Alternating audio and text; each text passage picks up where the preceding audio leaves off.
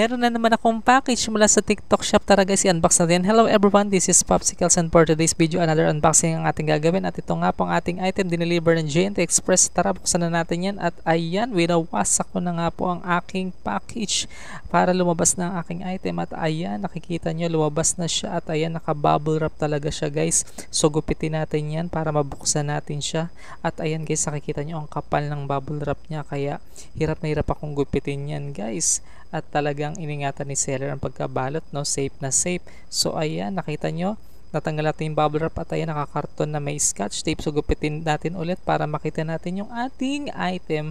At ayan, unti-unti na silang lumalabas. Ayan na nga po. At ayan po ang ating item. Isa, ayan, dalawa, tatlo, at apat na Honest Glow Kojic Papaya Soap 70 grams. At meron tayong glass skin soap. At meron pang isang package dito na ayan, talagang naka-bubble wrap din at apakahirap gupitin. Ayan, so ginupit na nga natin at ayan guys, may karton din at scotch tape. So ayan, lumalabas na ang 24K Gold Papaya Serum at ayan nga po guys ang ating bundle na Honest Glow product. At ayan, I love it so much. That's it.